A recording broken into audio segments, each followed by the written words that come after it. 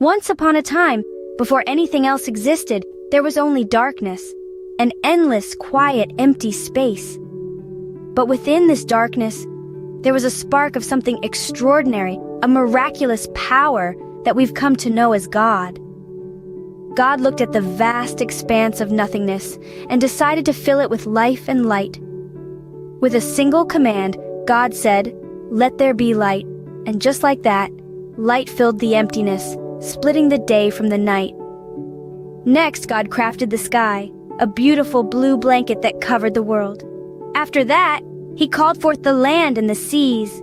He painted the land green with plants and trees and filled the seas with all types of creatures.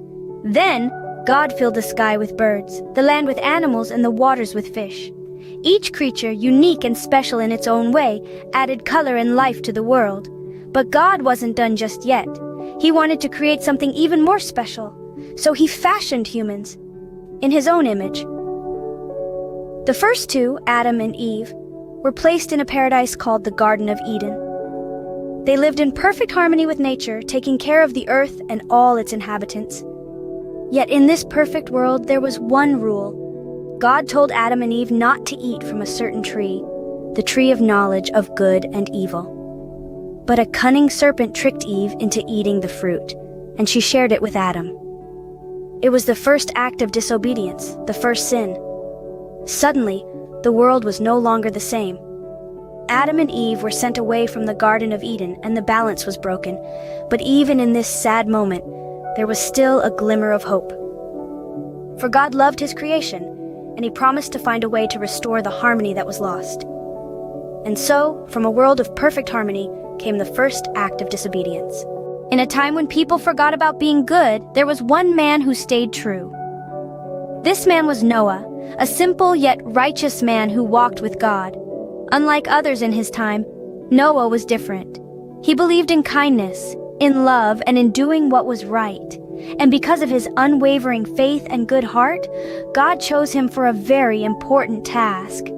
God saw how the world was filled with wickedness and decided to cleanse it with a great flood. But He wanted to save Noah and his family, the only ones who still held goodness in their hearts. So God gave Noah detailed instructions to build a massive ark. This wasn't just any boat. It was a gigantic vessel, large enough to hold Noah's family and a pair of every animal species on Earth. Can you imagine the enormity of this task? Building an ark of such magnitude was no easy feat, especially since Noah was not a shipbuilder by trade. But Noah, being the obedient man he was, did not question God's command. He got to work, trusting God's plan. As Noah and his sons labored day and night, people laughed and ridiculed them. But Noah never wavered. He continued to build, and as he did, he preached about God's impending judgment, hoping to turn their hearts towards righteousness. Yet his words fell on deaf ears. After many years, the ark was finally complete. Now came the next task, to gather a pair of every animal species. Elephants, lions, birds, insects, you name it, they were there. It was a sight to behold, a menagerie of creatures, large and small, entering the ark in an orderly fashion, as if guided by an unseen hand. No sooner had the last animal entered, the heavens opened up, and it began to rain. It rained and rained for 40 days and 40 nights, until the entire earth was covered in water. But inside the ark, Noah, his family, and all the animals remained safe and dry. Finally, the rain stopped. Noah waited patiently until the water receded. He sent out a dove, which returned with an olive branch, signifying that dry land had appeared once more. With gratitude in their hearts, Noah and his family stepped out onto the freshly cleansed earth. And after the rain stopped, a beautiful rainbow appeared in the sky, symbolizing a promise never to flood the earth again. This rainbow was more than just a beautiful spectacle. It was God's promise to Noah, and to all of us, that He would never again send a flood to destroy the earth. The story of Noah and his ark is a timeless reminder of obedience, faith, and the promise of new beginnings. After the flood, people began to multiply, and they had a big idea. There was a time when everyone on earth spoke the same language, using the same words. They came together and decided to build a city with a tower that reached the sky. a tower so tall it would make them famous and keep them from being scattered all over the world. Their ambition was as high as the tower they aimed to construct. They wanted to reach the heavens, to touch the sky.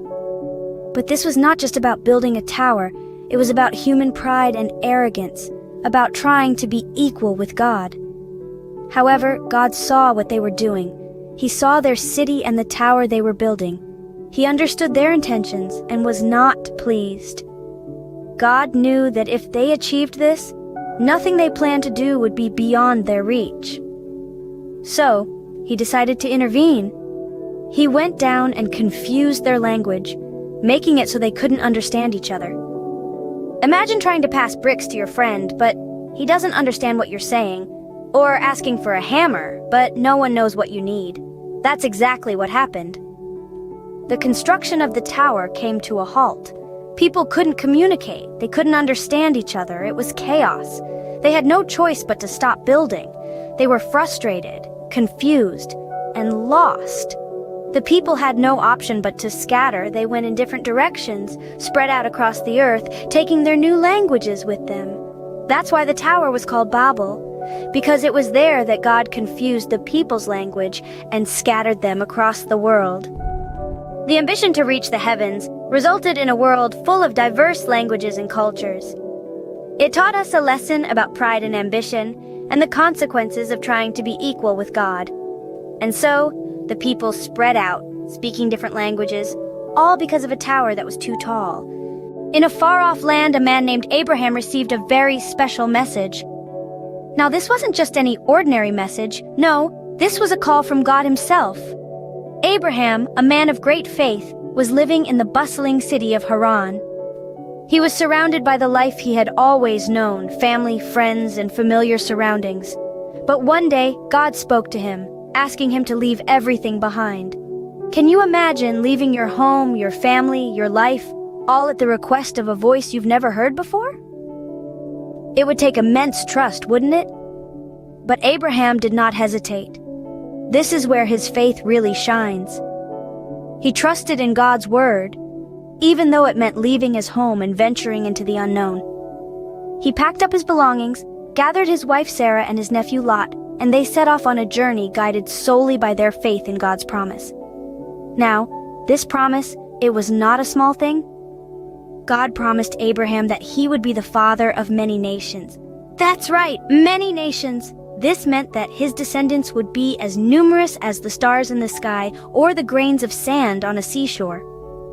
And not only that, but God promised to bless those who blessed Abraham and to curse those who cursed him. This was a significant promise, a covenant made by God to Abraham.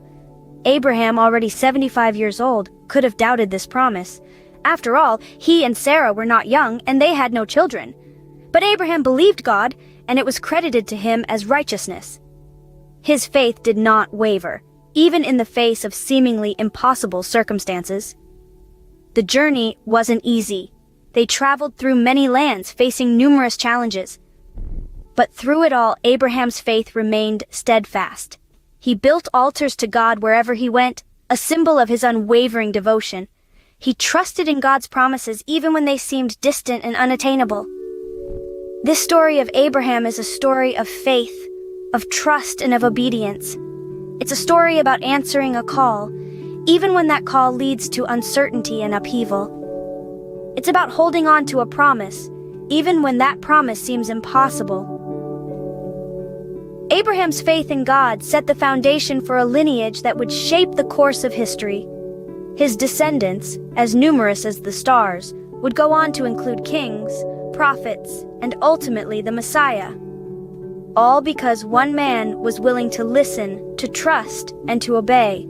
And so Abraham, with faith in his heart, set off on a journey to a land he didn't know.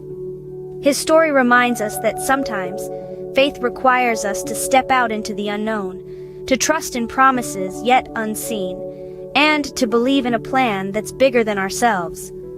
Abraham's calling, his journey, his faith, they are a testament to the power of trusting in God's promises, no matter how improbable they may seem. One sunny day, Abraham had some unusual guests. They weren't the usual sort of visitors you might expect.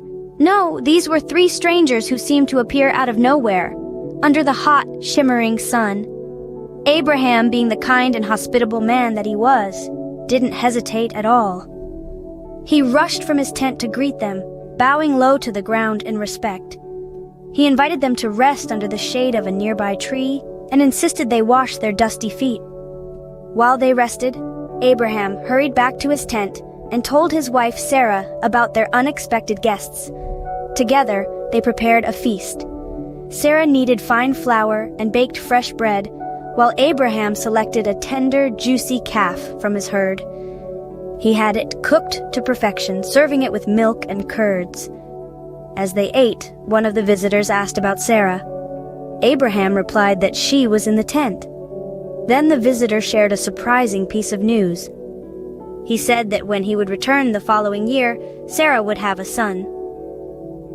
Now Sarah was listening from the tent, and she couldn't help but laugh at this.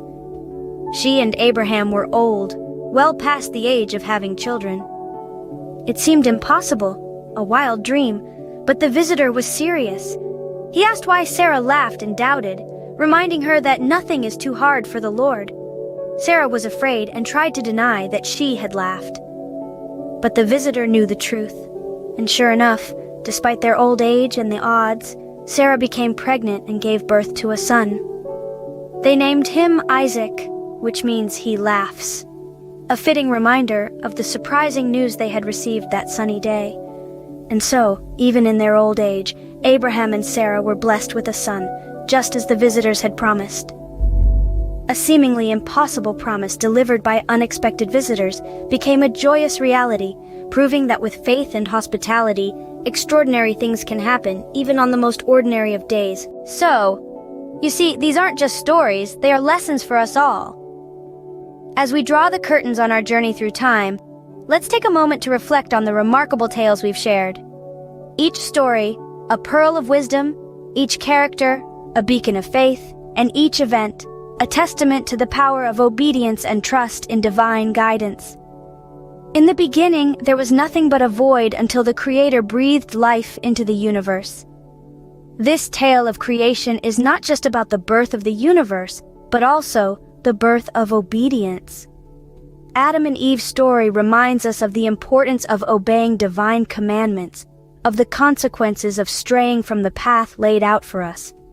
The story of Noah and his ark, a tale of unwavering faith in the face of ridicule and doubt. Noah's obedience to God, even when others did not believe, resulted in his survival and the renewal of life on earth. His story teaches us to hold fast to our beliefs no matter the odds. Then we have the Tower of Babel, a tale of ambition and pride. It serves as a reminder that while the pursuit of knowledge is noble, it must not lead to arrogance or defiance of divine will. Our journey then took us to Abraham, a man who left everything behind to answer God's call. His story is a testament to the power of faith and the rewards of obedience. His trust in God's promise, even when it seemed impossible, led to the birth of nations. Finally, we met Abraham's unexpected visitors, who brought news of a miracle. This story shows us that sometimes blessings come in the most unexpected ways, and that God's promises are always fulfilled, even if we can't see how at the moment. Remember, every story holds a lesson. So, what can you learn from these stories today? A long time ago, in the land of Canaan, there was a young boy named Joseph. He was not just any ordinary boy.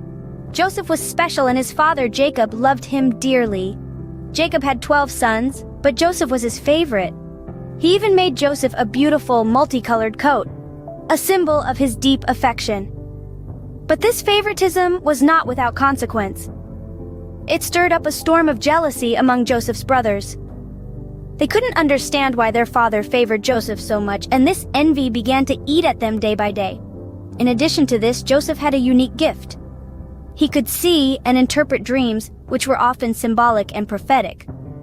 One day, he shared his dreams with his brothers. He dreamt that their sheaves of grain bowed down to his sheaf in the field, and that the sun, moon, and 11 stars were bowing down to him. These dreams suggested that one day, Joseph would rule over his brothers, adding fuel to the already blazing fire of their envy. Driven by their jealousy and anger, the brothers made a drastic decision. They sold Joseph into slavery to a passing caravan of traders heading to Egypt. To cover up their deed, they dipped Joseph's favorite coat in goat's blood and presented it to their father. They let Jacob believe that a ferocious animal had devoured his beloved son. In Egypt, Joseph was sold to Potiphar, an officer of Pharaoh. Despite being in a foreign land and under harsh circumstances, Joseph did not lose hope. He held on to his faith and his unique ability to interpret dreams. This ability did not go unnoticed and soon caught the attention of Pharaoh himself. When none of his wise men could interpret his troubling dreams, the Pharaoh turned to Joseph. Joseph interpreted Pharaoh's dreams as 7 years of plentiful harvests followed by 7 years of severe famine. Impressed by Joseph's wisdom and insight, Pharaoh appointed him as the governor of Egypt. Joseph's primary task was to store surplus grain during the years of plenty to be used during the years of famine. When the famine hit, it was not confined to Egypt. Even the land of Canaan, where Joseph's family lived, was severely affected. Hearing about the stored grain in Egypt, Joseph's brothers came to Egypt unknowing that they were going to meet their brother, whom they had sold into slavery years ago. Joseph recognized them, but they did not recognize him. After a series of events, Joseph revealed his identity. His brothers were terrified, but Joseph forgave them. He understood that everything that had happened was part of a larger plan. So, in the end, Joseph's dreams did come true. He did rule over his brothers, but more than that, he was able to save his family from a severe famine. Despite all the hardships, Joseph's faith and his ability to interpret dreams stood unwavering. And that, my friends, is the tale of Joseph the Dreamer. Despite all the hardships, Joseph's dreams did come true, and he was able to save his family from famine. In the land of Egypt, a baby boy was born during a time of great danger. His name was Moses, and he was born into a world where his very existence was a threat to the powerful Pharaoh. You see, the Pharaoh was afraid of the Hebrews who were growing in number and strength. So he ordered a terrible decree. All newborn Hebrew boys were to be killed. But Moses' mother loved her son dearly and would not let him be taken from her. She had a plan to save his life. She crafted a small basket, a tiny ark of bulrushes, waterproofed with bitumen and pitch. Into this cradle, she placed her precious son, trusting his life to the currents of the Nile River. Moses' sister Miriam watched from the reeds as the basket bobbed along the river, carrying her little brother towards an uncertain future. And then, something extraordinary happened. The Pharaoh's own daughter, bathing by the river, spotted the basket. Her heart was moved with compassion when she saw the crying baby inside. She knew he was a Hebrew child, but she didn't care. She decided then and there to protect him. And so, Moses, a simple Hebrew baby, was taken into the heart of the Pharaoh's palace. He was raised as an Egyptian, growing up amidst the splendor and luxury of the royal household. His mother, who was brought in to nurse him, must have whispered in his ear about his true heritage and the God of their ancestors. Over time, Moses grew into a man of strength and courage. He never forgot who he was or where he came from. And though he was raised in a palace, his heart was always with his people. This extraordinary journey of a simple Hebrew baby is just the beginning of the story of Moses, a man who would go on to lead his people out of slavery and into freedom. And that's how Moses, a simple Hebrew baby, grew up in the palace of the Pharaoh. One day, while Moses was taking care of sheep, he saw something extraordinary. Out in the wilderness, where the air is clear and the noise of the world is distant, a sight caught Moses' attention. A bush was ablaze. Flames leapt and danced. But here's where it gets unusual. The bush wasn't burning up. It was on fire, yet it remained unscathed, untouched by the flames. Imagine Moses' surprise. Even in the wilderness, where the unexpected often becomes the norm, this was something else entirely. He must have rubbed his eyes, maybe even pinched himself, but the sight before him remained the same. A bush, aflame yet unburned. Then from the midst of the fire, a voice echoed, It was deep and resonant, a voice like no other. It was God speaking directly to Moses from the heart of the burning bush. It's not every day you hear the voice of the divine, let alone from a bush that refuses to be consumed by fire. God had a mission for Moses. He asked him to do something big, something scary. He asked Moses to go to Egypt and free the Hebrews from slavery. Now, that's not an everyday request, is it? Moses, understandably, was reluctant. Who wouldn't be? It was a huge task, one filled with danger and uncertainty. But God, in his infinite wisdom and compassion, knew Moses' fears. He assured Moses that he wouldn't be alone. He promised to be with him every step of the way, guiding him, supporting him, giving him the strength he needed. Still, Moses had doubts. He wondered how he could convince the Hebrews that God had truly sent him. He worried about what to say, how to prove his divine mission. But God had an answer for that too. He told Moses his name, the holy name that is I am who I am. He told Moses to say to the Hebrews, I am has sent me to you. This wasn't just any name.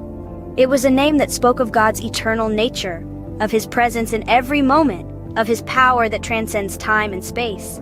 It was a name that carried weight, a name that would show the Hebrews that Moses truly spoke for the divine. And so, armed with this holy name and God's promise of support, Moses' reluctance began to fade. He was still nervous, of course. Who wouldn't be? But he was also resolute. He was ready to face the trials ahead, ready to stand up to Pharaoh, ready to lead his people to freedom. With God's promise in his heart, Moses set off to free his people. His journey would be long and hard, but he wasn't alone. He had God on his side, and with that he could face anything. Moses, the shepherd-turned-liberator, was on his way to change history. And it all started with a burning bush. When Moses asked Pharaoh to free the Hebrews, Pharaoh refused. This refusal was met with a series of events so incredible, so devastating, that they've been etched into the annals of history and are known today as the 10 plagues of Egypt. The first plague was the turning of the Nile into blood. Imagine the life-giving river, the heart of Egypt, suddenly running red. Fish died, the water stank, and the Egyptians couldn't drink from it. But Pharaoh's heart remained as hard as stone. Next came the plague of frogs. These weren't your everyday pond frogs. These were frogs that swarmed into houses, bedrooms, onto beds, into ovens and kneading bowls. But even after this amphibious invasion, Pharaoh reneged on his promise to let the Hebrews go. The third plague saw the dust of the earth turn into gnats that swarmed all over Egypt, covering men and animals. But Pharaoh remained unmoved. Then came the plague of flies. Thick, buzzing swarms of flies filled the houses and the land. Pharaoh promised freedom to the Hebrews, but when the flies were gone, he changed his mind. The fifth plague was a pestilence that struck down the livestock of the Egyptians. Cattle, horses, donkeys, camels, sheep, and goats all fell to this deadly disease. But still, Pharaoh's heart was unyielding. The sixth plague brought boils upon man and beast. These were not ordinary boils, but painful sores that broke out all over their bodies. Yet Pharaoh's resolve did not break. The seventh plague was a storm of hail such as Egypt had never seen before. It ruined the crops and broke every tree in the fields. But even this couldn't shake Pharaoh's resolve. The eighth plague was a swarm of locusts, which ate whatever the hail had left. They filled the houses and darkened the land. Once again, Pharaoh promised to let the Hebrews go, but when the locusts were gone, he changed his mind. The ninth plague was a darkness that could be felt, a darkness so thick that the Egyptians couldn't see each other or leave their places for 3 days. But even in this darkness, Pharaoh's heart remained hardened. Then came the 10th and final plague, the death of the firstborn. At midnight, every firstborn in Egypt, from the firstborn of Pharaoh to the firstborn of the captive in the dungeon, and all the firstborn of the cattle, died. This was the most devastating of all plagues, a heart-wrenching blow that finally made Pharaoh yield. Each of these plagues was a demonstration of God's power, a signal to Pharaoh and his people that the God of the Hebrews was not to be trifled with. They were also a test of Pharaoh's pride and stubbornness, showing how far he was willing to go to keep the Hebrews in bondage. But with the 10th plague, the unimaginable happened. Pharaoh's own son was taken, and the ruler of Egypt was brought to his knees. He finally understood the severity of his actions and the sheer power of the God he was defying. This marked a turning point in the story. Pharaoh, in his grief and fear, ordered Moses to take the Hebrews and go. The Hebrew people, who had been enslaved for generations, were finally free. They left Egypt with their flocks and herds, their dough without yeast, and with the blessing of the Egyptians, who urged them to leave quickly. With the 10th plague, Pharaoh finally understood that he couldn't stand against God's will. This was a hard-earned, painful lesson, but it marked the beginning of a new chapter for the Hebrew people, a chapter of freedom and hope. As the Hebrews were leaving Egypt, Pharaoh changed his mind one last time. It was a decision that would seal his fate and that of his mighty army. Perhaps it was pride, perhaps it was anger, or perhaps it was simply the loss of a vast workforce. Whatever the reason, Pharaoh decided to pursue the Hebrews, to bring them back under the yoke of his rule. With chariots and horsemen, Pharaoh's army was a fearsome sight. The dust from their wheels filled the sky, and the thunderous noise of their approach echoed throughout the land. Fear gripped the hearts of the Hebrews. They found themselves trapped. On one side, the relentless pursuit of the Pharaoh's army, and on the other, the vast expanse of the Red Sea. The sea, while beautiful to behold, was a formidable barrier. There were no boats or bridges. The Hebrews were cornered, with no means of escape. But in that moment of despair, something extraordinary happened. Moses, the man chosen by God to lead the Hebrews out of Egypt, did not falter. He stood firm, his faith unwavering. He raised his staff towards the heavens and cried out to God. And then, the impossible became possible. The Red Sea, an insurmountable obstacle, began to part. It was as if an invisible hand was pushing the waters aside, creating a path where there was none before. Walls of water rose on either side, held in place by a force beyond comprehension. The seabed, once hidden beneath the waves, was laid bare. It was a path of salvation, a path to freedom. The Hebrews, with a mixture of awe and fear, began to cross. With each step, they moved further from the clutches of Pharaoh and closer to their freedom. They walked on dry land, flanked by towering walls of water, an experience no human had ever had before. Meanwhile, the Egyptian army, stunned by what they were witnessing, hesitated. But Pharaoh, driven by his obsession to reclaim his slaves, ordered his army to follow. Into the path between the walls of water they charged, their chariots rumbling over the seabed. But their pursuit was short-lived. As the last of the Hebrews stepped onto the far shore, the walls of water began to waver. Moses, once again raising his staff, signaled the end of the miracle. The walls of water collapsed, rushing back into their natural course with a roar that shook the earth. The Egyptian soldiers, caught in the torrent, were swept away. Pharaoh's powerful army, the pride of Egypt, was no more.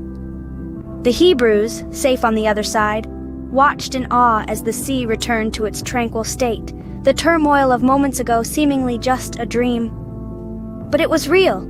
They had witnessed the power of God, a power that had delivered them from the mightiest ruler of their time. They turned away from the sea, away from Egypt, and towards their future. Their journey was far from over.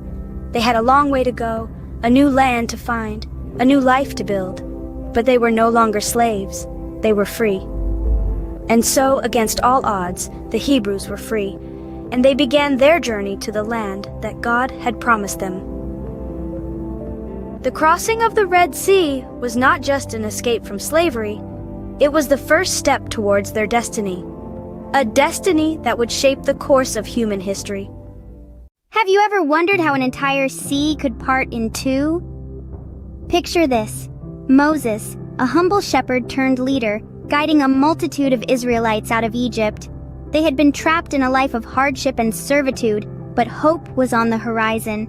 Their journey, however, was far from easy. As they neared the Red Sea, they found themselves between a rock and a hard place. Pharaoh's mighty army was hot on their trail, and before them, the Red Sea spread out, vast and seemingly impassable. Can you imagine the fear that must have gripped their hearts? The uncertainty, the anticipation? But Moses, their leader, held firm. He had faith. With the Israelites at his back and the sea in front, Moses did something extraordinary. He raised his staff high into the air, and then a miracle unfolded. The sea, once a barrier, parted in two, revealing a path of dry ground that stretched from one shore to the other.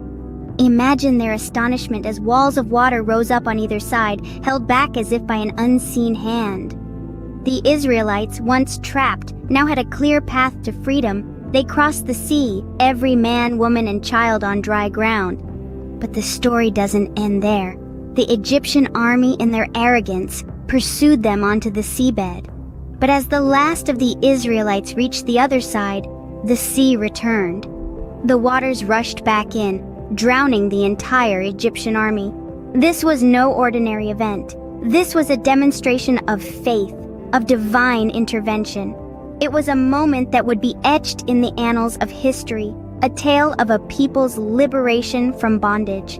Imagine the awe and relief the Israelites must have felt. Their journey was far from over, but for now they were safe. They had crossed the sea, witnessed a miracle, and lived to tell the tale. And all this under the watchful eye and guiding hand of Moses, their shepherd, their leader, their liberator. What if your food fell straight from the sky? Imagine, if you will, a vast desert stretching as far as the eye can see. Now picture a large group of people, the Israelites, journeying across this barren landscape. Their stomachs are growling, their lips are parched, their spirits are low. They are hungry, tired, and starting to grumble. In the midst of their despair, they begin to voice their complaints. They long for the meals they used to have in Egypt, despite the harsh conditions they lived under. They question their leaders, Moses and Aaron, doubting the promise of a land flowing with milk and honey. Now, let's shift our gaze upwards towards the heavens. Picture a response from the divine, a solution to the Israelites' plight. From the sky, food begins to descend. Not just any food, but manna and quail. Manna, a type of bread, and quail, a small plump bird. The sight of these falling from the sky must have been a spectacle to behold. The Israelites must have been amazed, their eyes wide with surprise and their mouths watering at the sight of this heavenly feast. Every morning, like clockwork, the manna would appear. It was described as small, round, and white, like frost on the ground. The Israelites would gather it, grind it, and bake it into loaves. It was said to taste like honey wafers, a sweet and satisfying meal to start the day. In the evening, flocks of quail would cover the camp. The people would catch these birds and prepare them for a hearty dinner. A divine delivery service, providing sustenance for the hungry travelers in the middle of a desert.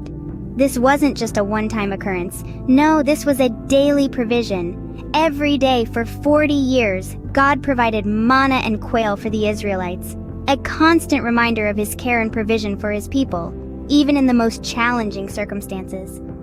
Wouldn't it be exciting to find your dinner waiting for you outside every morning? Indeed, the story of manna and quail from heaven is a testament to the extraordinary ways in which help can come, even in the most unlikely of places. What if you were asked to explore a land flowing with milk and honey? Picture this. Moses, the leader of the Israelites, sends 12 spies to tour Canaan, a land promised to them by God himself, a place described as flowing with milk and honey, a metaphor for its abundance and fertility. These 12 spies, one from each of the 12 tribes of Israel, set off on their mission with hearts full of anticipation and a dash of trepidation. For 40 days, they traverse this new land, their eyes wide with wonder at the richness they find. They see vineyards filled with the largest grapes they've ever seen, fields rippling with golden wheat, and olive groves stretching as far as the eye can see. But along with the abundance, they also encounter the inhabitants of Canaan, and they are intimidating, to say the least. The Canaanites are strong and numerous, their cities fortified and vast. The spies feel like grasshoppers before them. Upon their return, 10 of the spies report to Moses and the people, their voices quivering with fear. They tell tales of the land's abundance, but also of the formidable inhabitants, casting a shadow of fear and doubt among the Israelites. But 2 spies, Joshua and Caleb, see things differently. They acknowledge the challenges, but they remember God's promise. They encourage the people, saying, "Do not rebel against the Lord, and do not be afraid of the people of the land. Their protection is gone, but the Lord is with us. Do not be afraid of them." In the midst of fear, Joshua and Caleb choose to trust in God's promise. They show courage, not because they are unafraid, but because they choose to move forward despite their fear. They believe in a promise, a vision of a land flowing with milk and honey, a place for their people to call home. So always remember, even in the face of giants, trust and courage can lead the way. What would you do if your donkey started to talk? Imagine this, you're Balaam, happily riding your donkey on a journey. Suddenly the donkey veers off the path. You're frustrated, but then it happens again and again. You're upset, but you don't understand why your usually obedient donkey is acting so strange. Then, in the midst of your frustration, the unbelievable happens. Your donkey turns around and starts to talk. She tells you she's been seeing an angel blocking the path, an angel you can't see. You're stunned, of course. A talking donkey?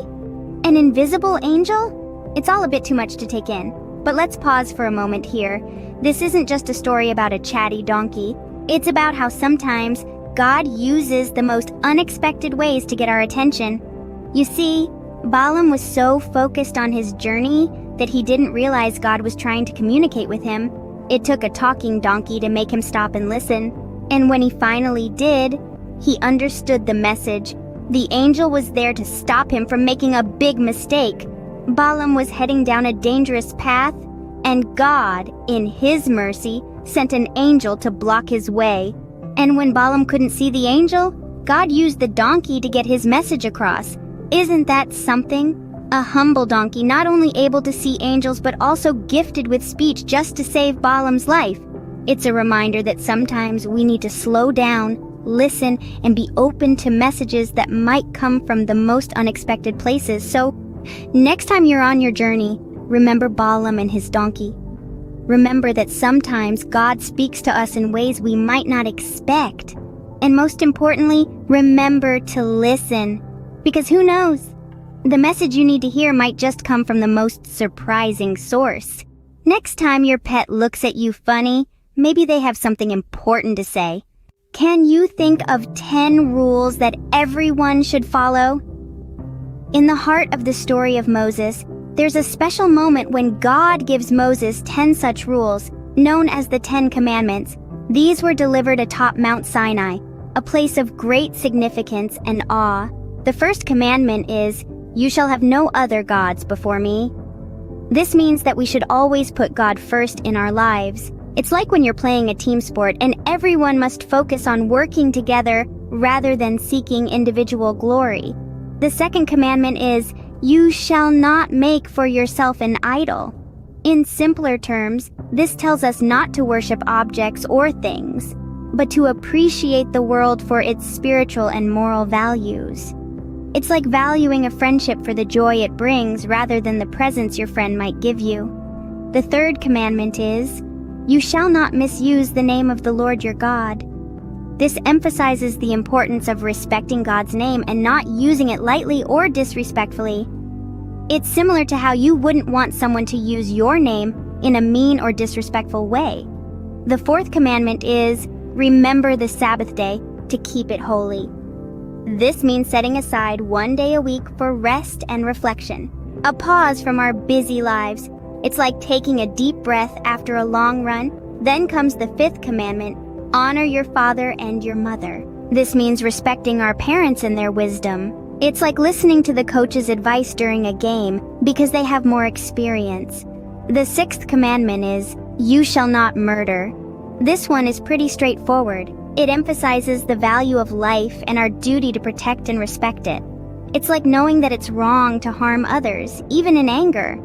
The seventh commandment is, "You shall not commit adultery." This commandment talks about the importance of being faithful and honest in our relationships. It's like keeping a promise to a friend, always being there for them. The 8th commandment is, "You shall not steal." This tells us to respect other people's belongings.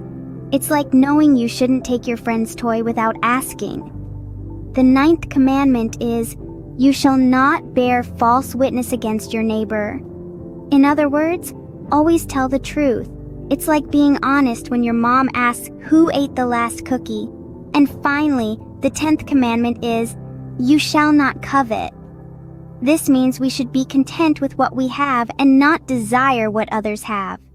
It's like being happy with the toys you have rather than wanting your friend's toys. These 10 simple rules can guide us to be kind and respectful to each other. They serve as a reminder to treat each other well and appreciate the world around us. What do you think it would be like to see the land you've dreamed of, but not be able to enter it? Imagine standing atop a high mountain, your eyes scanning the horizon, and there it is, the Promised Land. This was the view that greeted Moses from Mount Nebo. Moses, a humble shepherd turned leader, had guided his people through the wilderness for 40 long years. He had been their rock in times of doubt, their beacon of hope in times of despair. A man of unwavering faith, he had led them through trials and tribulations, always with the vision of the Promised Land in his heart. Yet, as he stood there on Mount Nebo, he knew he would not set foot in the land flowing with milk and honey. It was a bittersweet moment, filled with the joy of seeing the culmination of a lifelong journey and the sorrow of knowing he would not be part of the next chapter. But Moses wasn't a man to wallow in self-pity. Instead, he turned his attention to Joshua, his faithful companion, and the man chosen to lead the people into the Promised Land. Moses was not just passing on the baton of leadership, but entrusting Joshua with the dreams and hopes of an entire nation. His last act was a testament to his selflessness and his faith in God's plan. Even in his final moments, Moses was a leader, ensuring his people were in good hands and their journey would continue. As the sun set, casting a golden glow over the Promised Land, Moses closed his eyes for the last time. His journey had come to an end, but his legacy lived on. His faith, his leadership, and his unwavering commitment to his people were an inspiration to all who knew his story. Moses may not have entered the Promised Land, but his journey and leadership are remembered to this day. His story serves as a reminder that sometimes the journey is just as important as the destination. Once upon a time, a brave man named Joshua led his people to a new land. This tale begins with Joshua, a man of courage and unwavering faith who was chosen to guide his people, the Israelites, to a land promised to them by God, a land flowing with milk and honey, a land of abundance and prosperity. Joshua, a humble servant, accepted this monumental task with grace and determination. He understood the weight of his responsibilities, and he knew that his people were relying on him. But Joshua was not alone. He had the power of faith and the strength of his people behind him. As the Israelites journeyed towards their destiny, they encountered a significant obstacle: the mighty Jordan River.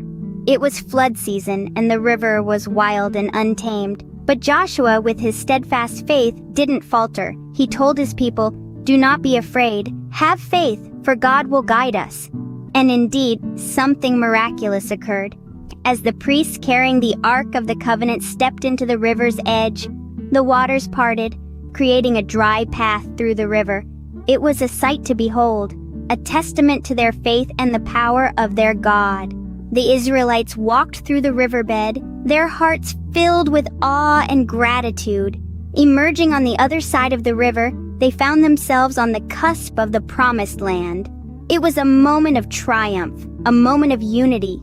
They had faced the mighty Jordan and had emerged victorious. Their journey was a testament to their faith, their unity, and their unwavering belief in God's promise. And the crossing of the Jordan was a significant milestone in their journey.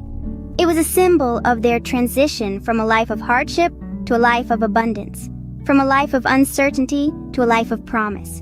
It was a symbol of their faith and their trust in God's promise. As they entered the promised land, they knew that their journey was far from over. They knew that there would be challenges ahead, battles to be fought, and victories to be won. But they also knew that they were not alone. They had each other, and they had their faith. Entering the promised land was not just about reaching a physical destination. It was about a journey of faith, a journey of unity, and a journey of transformation. It was about a people who, led by a brave man named Joshua, had the courage to dream of a better life, the faith to believe in God's promise, and the determination to make that dream a reality. And so, Joshua and his people entered the promised land, ready to start a new chapter in their lives. They had crossed the Jordan, they had walked through the riverbed, and now they were ready to claim the land that had been promised to them. It was a new beginning, a new chapter, a new story to be told. And it all began with a brave man named Joshua leading his people to a new land. In the new land, there was a big city called Jericho with tall walls around it. These walls were so high and so strong, they seemed utterly impenetrable. It was as if they were whispering a challenge to anyone who dared approach. Try and conquer us if you dare. But the Israelites, led by Joshua, were not to be deterred. They had a mission, a divine mission, and they were ready to face the challenge head on. Now you might be thinking, how could they possibly bring down those massive walls? Well, here's where the story gets interesting. You see, they didn't use battering rams, catapults, or any other siege weapons you might be imagining. No, not at all. Their weapon of choice was their unwavering faith in God and obedience to His commands. One day, Joshua had a vision. In this vision, he was visited by a divine messenger who told him exactly what he needed to do. The instructions were clear and straightforward, but also quite unusual. For 6 days, Joshua and his army were to march around the city of Jericho once, with the priests carrying the Ark of the Covenant and 7 priests blowing trumpets made of ram's horns. They were to do this in silence, with only the sound of the trumpets filling the air. Then, on the 7th day, they were to march around the city 7 times. But this time, at the end of the 7th round, when the priests blew their trumpets, everyone was to shout as loud as they could. Yes, you heard that right. They were to shout. This was not a battle strategy anyone had ever heard of before. But Joshua, trusting in God's plan, followed the instructions to the letter. So, for 6 days, the Israelites marched around the city just as they were told. The inhabitants of Jericho watched from their high walls, puzzled by this strange spectacle. Then came the 7th day. The Israelites made their rounds. The priests blew their trumpets, and then, as instructed, everyone shouted. They shouted with all their might, their voices echoing across the landscape. And guess what happened next? The impossible, the unimaginable. The walls of Jericho, those towering, intimidating walls, they came tumbling down, just like that. The city was laid bare, open for the taking. The Israelites, with their faith rewarded, charged into the city, capturing it as was promised to them. It was an incredible victory, achieved not through brute force, but through obedience, belief, and the power of their collective voice. And so, dear listeners, the story of the fall of Jericho is one of faith and obedience, of the power of collective action and the belief in the divine. It teaches us that no obstacle is too great, no challenge too daunting when we have faith and act in unity. With a great noise and the power of belief, the walls of Jericho fell, and the city was theirs. Now, let me tell you about a wise woman named Deborah. In a time when Israel was under the rule of Jabin, the king of Canaan, there arose a woman of wisdom, courage, and leadership. This woman was Deborah, a prophetess, the wife of Lapidoth. She was not only a wife and mother, but also a judge of Israel. Deborah would sit under a palm tree, known as the Palm of Deborah, between Ramah and Bethel in the hill country of Ephraim. And there, the Israelites would come to her for judgment. Deborah, being a prophetess, had a special connection with God. She could hear His voice and understand His will. When the Israelites were oppressed by the Canaanites, it was Deborah who heard God's command for a man named Barak to lead an army against them. However, Barak was hesitant and insisted that Deborah accompany him to the battle.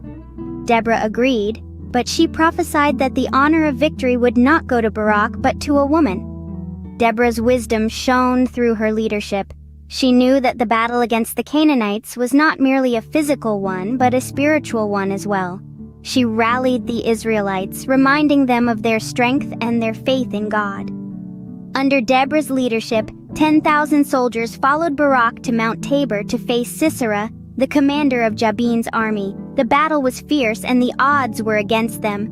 But Deborah did not waver. She encouraged Barak and his men, telling them that this was the day God had given into their hands. And as Deborah had prophesied, God confused Sisera and his chariots and army with a sudden storm, and they were defeated by Barak's forces. In the end, it was not Barak who ended the life of Sisera. Instead, it was Jael, a woman who was not a warrior, but had the courage to defeat Sisera while he was hiding in her tent. Thus, the honor of victory went not to a man, but to a woman, just as Deborah had prophesied. The victory over the Canaanites led to peace in the land of Israel for 40 years, and it was all thanks to the wisdom and leadership of a woman. Deborah was not just a leader, but a beacon of hope, encouraging her people to have faith and courage in the face of adversity. This story of Deborah reminds us of the power of wisdom, courage, and leadership. It shows us that anyone, regardless of gender, can lead people to victory if they have faith in God and the wisdom to follow His guidance. With Deborah's guidance, the people found victory. Remember, wisdom can lead us to great things. Have you ever heard about a man named Gideon? He was a true hero.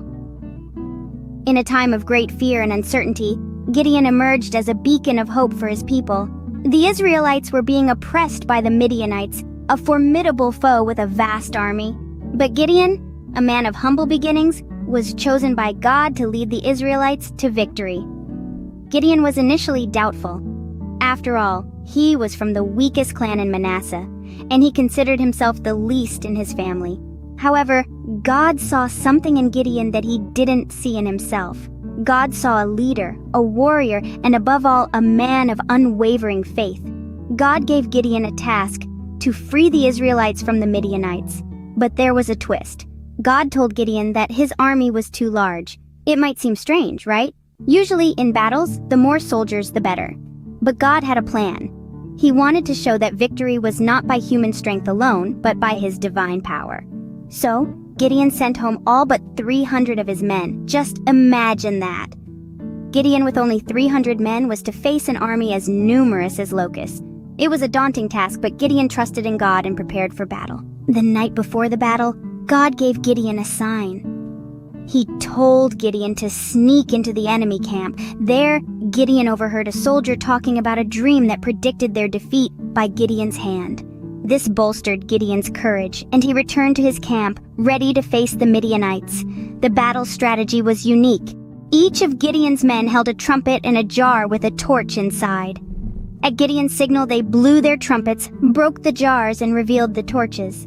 This created an illusion of a massive army, causing panic among the Midianites. They turned on each other in confusion, and the Israelites won without even having to fight. Gideon's victory over the Midianites was nothing short of miraculous. It wasn't about the strength of his army or his strategic genius, but his faith in God. He trusted God's plan even when it seemed impossible, and his faith led to victory. After the battle, the Israelites wanted to make Gideon their king, but Gideon refused, reminding them that only God was their king. His victory brought peace to the land for 40 years. The story of Gideon teaches us many lessons. It shows us that courage isn't about having the biggest army or the most powerful weapons. It's about having faith, even when the odds are against you. It's about trusting in God's plan, even when it doesn't make sense. Even against all odds, Gideon and his small army won, showing us that with faith and courage, anything is possible. Our last story is about a man with great strength named Samson, and a woman named Delilah. In the time of the ancient Israelites, there lived a man named Samson, who was blessed with unimaginable strength. This strength, however, was not of his own making, but was a gift from God. But there was a catch. To maintain his strength, he had to follow certain rules, one of which was to never cut his hair. Now, Samson was not just a strong man, he was also a judge of Israel, and he used his strength to protect his people against their enemies, the Philistines. But even the strongest of men have their weaknesses, and for Samson, his weakness was his love for a Philistine woman named Delilah. Delilah was beautiful and captivating, and Samson was smitten. But Delilah had a secret. She was promised a great sum of money by the Philistine rulers if she could discover the source of Samson's strength and find a way to overpower him. Intrigued by the challenge, Delilah agreed. She tried time and time again to coax the secret from Samson, but he was careful not to reveal the true source of his strength. However, Delilah was persistent, and she used her charm to wear him down. Eventually, Samson gave in. He told Delilah that his strength lay in his uncut hair. With this information, Delilah waited until Samson was fast asleep. Then she called a man to cut off his hair. When she woke him up, his strength had vanished. He was captured by the Philistines, who gouged out his eyes and made him a slave. Yet Samson's story didn't end there. While in captivity, his hair began to grow back, and with it, his strength. In a final act of bravery, during a gathering of the Philistine rulers, Samson prayed to God for strength one last time. He pushed against the pillars of the temple where they were gathered, bringing it down upon them and himself. Samson's life was a tale of great power and great fall, a testament to the fact that even the mightiest can fall due to their weaknesses. But it was also a story of redemption and bravery, of how even in his last moments, Samson used his strength to protect his people. Samson's story teaches us that true strength comes from within, and we must be careful in whom we place our trust. All these stories have something special to tell us. Let's take a moment to reflect on the tales we've just journeyed through, each one of them a gem, imparting wisdom and life lessons. We started with the story of Joshua and the Israelites entering the Promised Land. It wasn't just about reaching a destination, it was about faith, courage, and unity. Joshua led his people across the Jordan River not on a bridge or a boat, but on dry ground. It was a demonstration of the incredible things that can happen when we trust in something bigger than ourselves and move forward together. The fall of Jericho, our next story, was a testament to perseverance and the power of faith. The walls of Jericho were formidable, but they were no match for the Israelites' unwavering belief and determination. They marched around the city for 7 days, and on the 7th day, with a great shout and the sound of trumpets, the walls came tumbling down. It was a clear lesson that no obstacle is too big when we are steadfast and have faith in our abilities and divine assistance. Then we turned our attention to Deborah, a wise and courageous woman who led God's people. She was a beacon of strength and justice, stepping up to lead when no one else would. Her story taught us about the importance of courage, wisdom, and leadership. It showed us that anyone, regardless of gender, can rise to the occasion and guide others towards the right path. Our fourth story was about Gideon, a humble man who, with God's guidance, overcame his fears and doubts to defeat the Midianites. Gideon's story was a classic tale of triumph over adversity. It reminded us that we should not let our insecurities hold us back. With a bit of courage and some divine guidance, we can conquer our fears and achieve great things. Finally, we delved into the story of Samson and Delilah, a tale of strength and vulnerability. Samson was the strongest man alive, yet he was vulnerable because of his love for Delilah. His story taught us about the balance between power and humility, and the importance of wisdom in choosing who to trust. Each of these stories, in their own unique way, has painted a beautiful picture of life's complexities. They have shown us the importance of faith, courage, perseverance, leadership, humility, and wisdom. They have taught us that we can overcome any obstacle if we believe in ourselves and in divine guidance. Remember, each story teaches us a valuable lesson about life. Keep these stories in your heart and they will guide you on your own journey.